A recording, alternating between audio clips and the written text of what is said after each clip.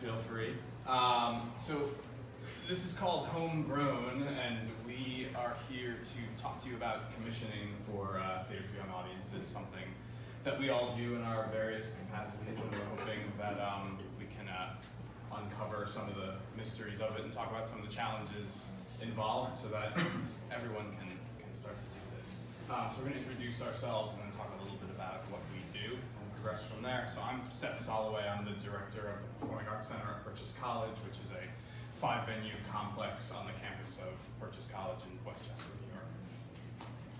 I'm Victoria Rotraster, and I'm Education Director at Miami Theatre Center in Miami, Florida. I'm Lauren Jost. I'm Artistic Director of Spellbound Theater in Brooklyn, New York. And I'm David Gonzalez. I have a company called Rain Art Productions, and we make theater for young people, mostly around storytelling and music. Thank you. So I'll lead off with, so I've been in my position for 2 years now, and I came into two particular challenges. We were an institution that had rested on our name for quite a long time, but had really fallen into a fair amount of disrepair due to turnover of executives pretty rapidly in a variety of reasons.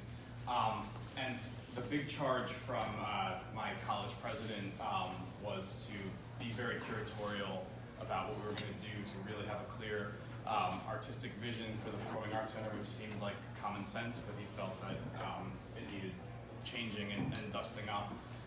So I go in and I'm looking at that, and I realized pretty quickly we are not a typical Performing Arts Center. We have 2 scene shops, a paint deck, an electrics shop, and all sorts of rehearsal spaces and other spaces to build work. And we also have 3 of the top arts conservatories on the East Coast.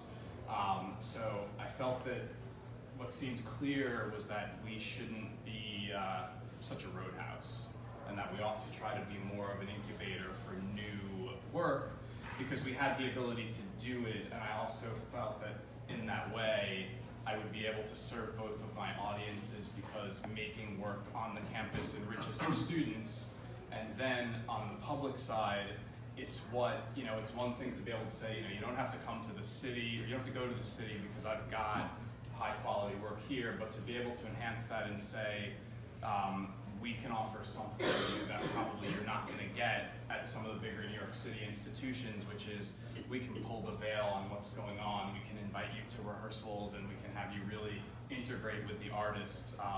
Seemed like quite an appealing vision to pursue, and it really has been so far. Now simultaneously, I came into an arts and education department that could have just as well been its own separate business. It was in an office in the basement. It ran its own ticketing, it ran its own marketing, it ran its own fundraising. It was its own silo. But it worked quite well, doing what traditional arts and education programs do, the school-time performances where you bust the children in. It also had a really interesting engagement model called Neighborhood Bridges, which originated a children's theater company in Minneapolis, and it's a 8 to 12 week inclusive writing from the arts program. But my problem with it was, though it was a great program, it didn't directly serve the business core of the Performing Arts Center, of actually bringing people to the Performing Arts Center. It was this extra thing that we ran in the schools that took up a lot of staff time, and was a zero out, didn't turn any profit or anything, but it was this great program.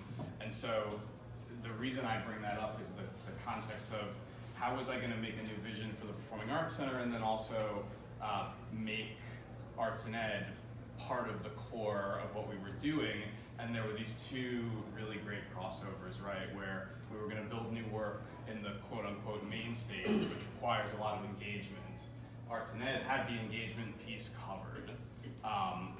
So we started to connect the 2, and what we started to do actually here at iPay was build something called Bridge to the Show, where we were bringing more challenging work like Titus and some other great pieces for older audiences, and tying those directly to Neighborhood Bridges.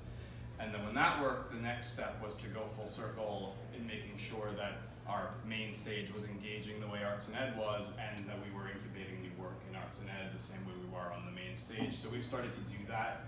We've commissioned David's next piece, which will premiere in March. And then I don't know if anyone's heard of Simon Shaw, but he and I are working on a piece for next year, and then I've got 3 or 4 others in the pipeline, and that's what we do. Wow. So I guess a little bit of background with me is that I was at the New Victory Theatre for quite a few years in New York City, and then I went back to London. I was with the National Theatre, and then my family and I, we moved to Miami about 3 years ago, and I was working as an education consultant for Miami Theatre Center.